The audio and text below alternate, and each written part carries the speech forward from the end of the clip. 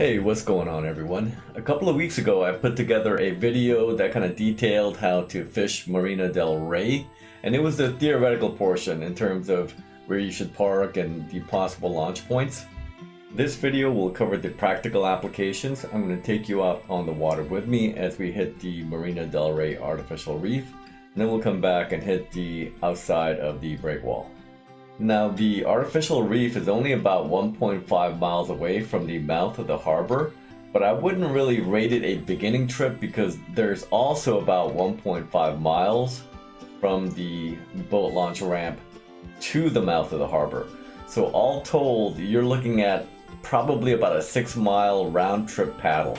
As I detailed in the theory video, I think the best place to launch is the Marina del Rey public boat launch ramp.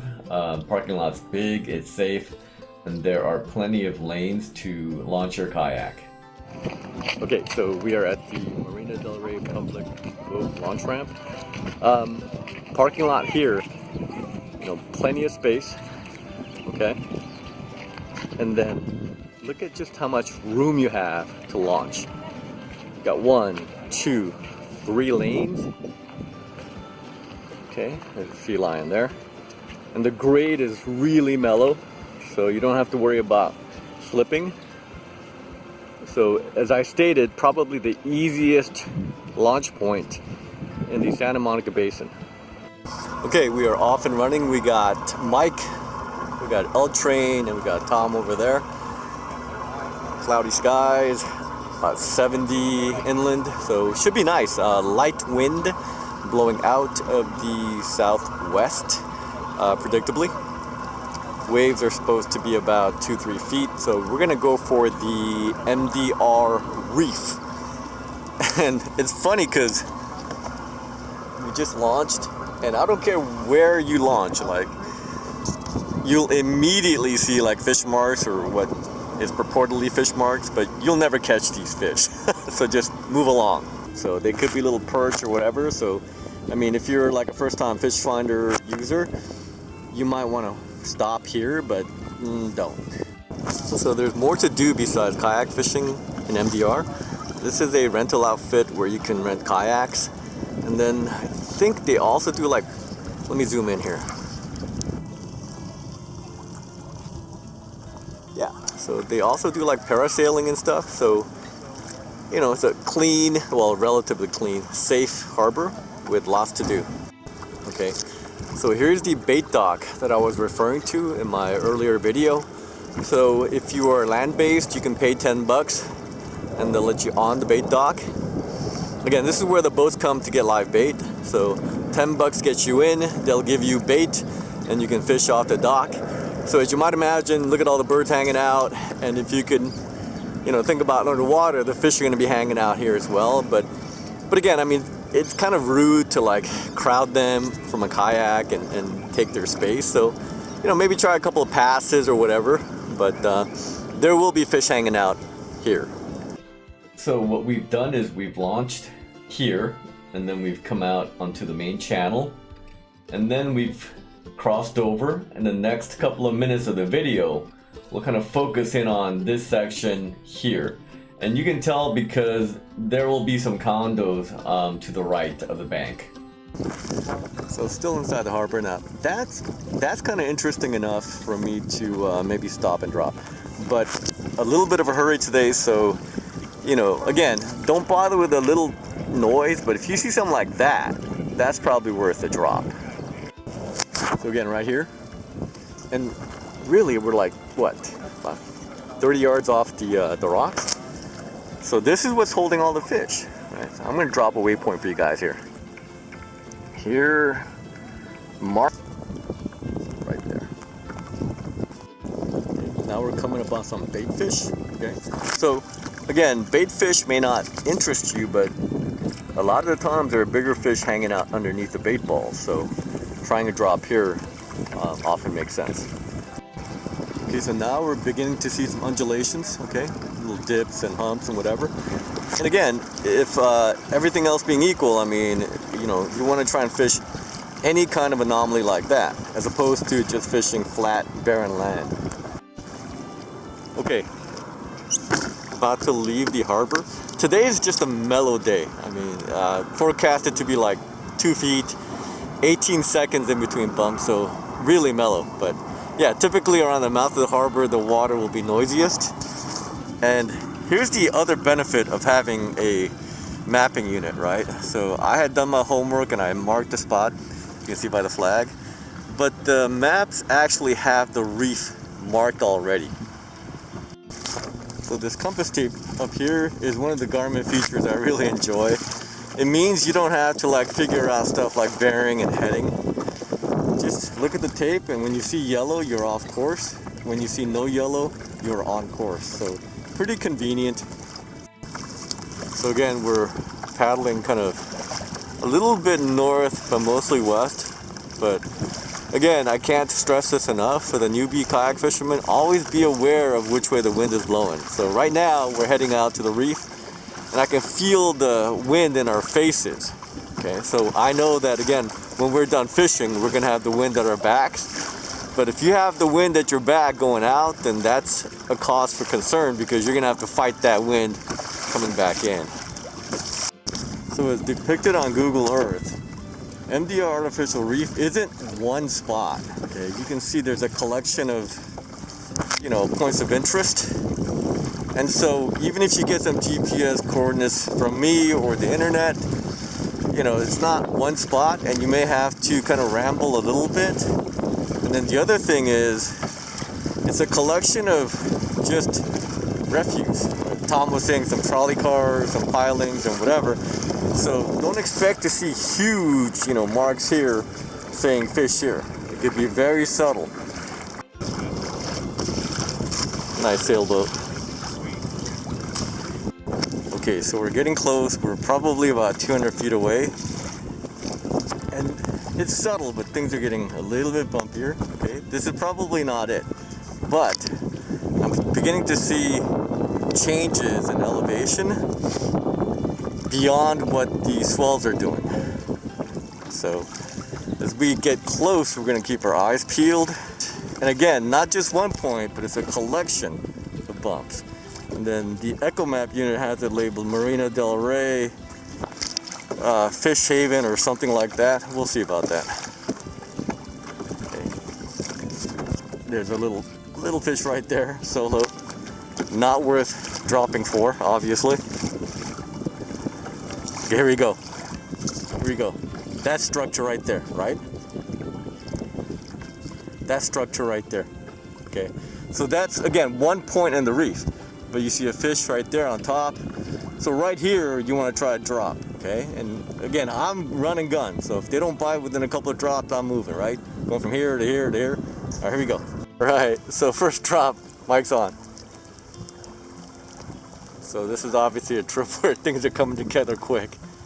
So, but again, I mean, like, if you have the sonar and stuff, I mean, it's pretty easy, Today is supposed to be a pretty good bite. Almost no moon, I think, so yeah, decent sandy.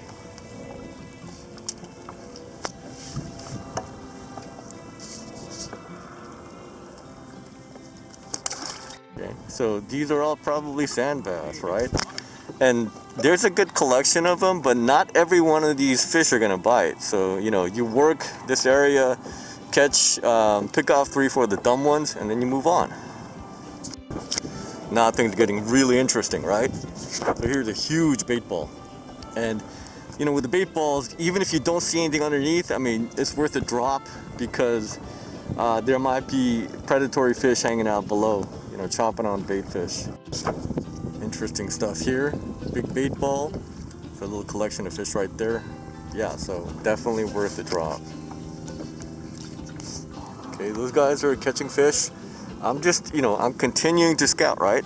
So here, another big bait ball. I'm not gonna mark this because this is transitory. But if I were to see something underneath, like some kind of hard structure, I would mark it. So let's take a closer look at this scene. What we have here is kind of like a red clump, and I think this is bait fish. And then beneath them, you have these squiggly lines. And I think these are predatory fish that are chomping on the bait. So I was completely wrong, right? I came out here looking for little tiny bumps, but it is significant. I mean, the artificial reef, or at least this point, is absolutely significant. So this would be a great mark. So right here, this big chunk of red that's connected to the seafloor, that's structure. And then look at all of these squiggly lines. This is not structure, these are fish. And here are the GPS coordinates. My goodness, I was completely wrong about this reef. I mean, look at the structure, right? And these are all fish. Okay, so he's casting it out basically. He's letting it fall, and then let's watch the retrieve here. Okay, so it's not very deep, it's like 60 feet, so he's letting it fall. And then he's giving it a little bit of like a little twitch while it's falling, and he's saying they'll often pick it up on the drop. And then he's basically just popping and dropping. So what L Train is throwing is called a hookup bait, and these baits are pretty popular nowadays. They're a little bit different than the erratic fall jigs. They call these glide baits. So with the erratic fall jigs, what you'll typically do is work them vertically. So you'll drop them down in the water and they'll fall just kind of erratically. And then you'll jerk them up and then they'll fall erratically. What L Train is doing is he's casting the glide bait out away from the boat here. And then once they hit the water, what they do is they just kind of glide, glide, glide. And he's letting it sink all the way to the bottom, and he's watching the line for any like twitches or whatnot. And then once it hits the bottom, he'll jerk it up 2, 3, 4, 5, and then he'll let them glide back down to the bottom. Okay, and once they reach bottom, he'll jerk them up 1, 2, 3, 4, 5. And he's twitching the rod as it comes up, and then it'll glide down. And he's saying that often these baits will get picked up on the way down. Oh my goodness, that's a nice calico, man. Oh, that's a stout calico, man. Nice. Luis, that calico that you caught was your PB, huh? Yeah, that was 20-inch, dude. Wow. I was talking about how if my family's a bunch of Mexicans, if they find out I released that 20-inch calico, they're gonna whoop my ass. Órale. Okay, at this point, I'm going to give you some gratuitous fish catching footage, or in this case, fish farming footage. It's just a really light rod. It's not a big fish.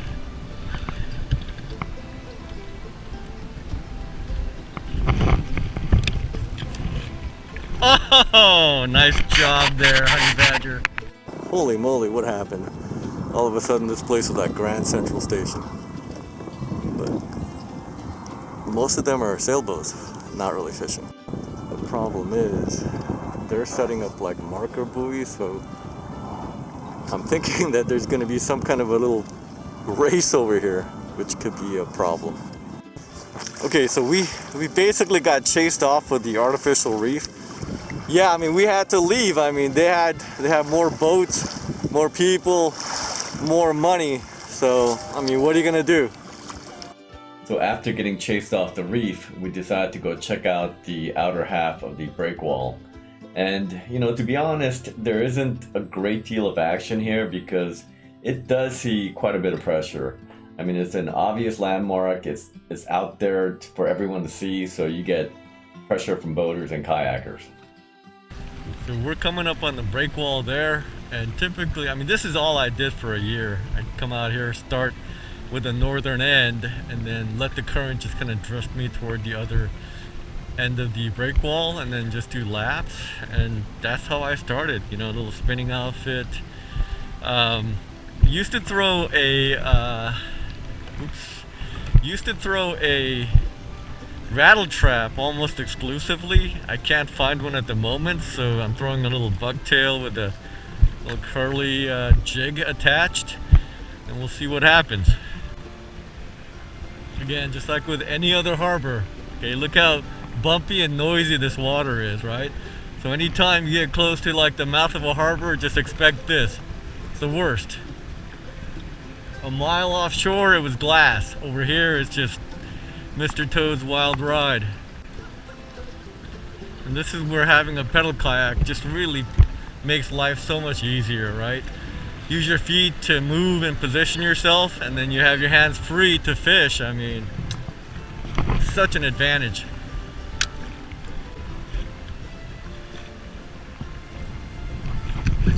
Here we go.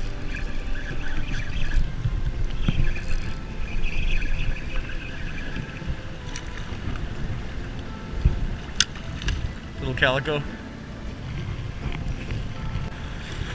Now don't do like I do. Like, this is probably a little too close, you know, unless you're like experienced. And today's a mellow, kind of a swell day, so I'm a little bit tight, but you shouldn't be this close. Okay, that about wraps it up for this video. We didn't have a lot of time to fish the inside of the harbor, but just being out there brought back some fond memories. Again, for a year, all I did was run laps around this breakwall right here, and I had a great time. So in that way, MDR is a pretty beginner-friendly venue. As I've mentioned before, if you're looking for variety, I'm going to zoom out here. You really can't beat Redondo Beach because of the huge underwater canyon, and then you have the kelp forest here. And the other big drawback with MDR, of course, is the long paddle from the launch point to get to the fishing spot. So again, you know, while the reef is only 1.5 miles away, you have to take into account the other 1.5 miles you have to paddle from the launch point. Compare that to Redondo Beach. Okay, you launch out of here, and within, you know, a few hundred yards, you're out in open water. So I would say if you're the kind of person who feels like variety is the spice of life, yeah, go to Redondo Beach and then work, you know, the basin. You can work deep water, you can work the kelp forest. But I'll tell you what, I mean, if your intent is just to catch bass, okay, in shallow water, like 60 feet, I think, I mean, this artificial reef is a pretty tough place to beat. I mean, if your intent is to catch bass, this is not a bad spot at all. Okay, that about wraps it up. As always, thank you for joining me. I appreciate you. Get out there and have fun, be safe, and we will see you soon. Bye for now.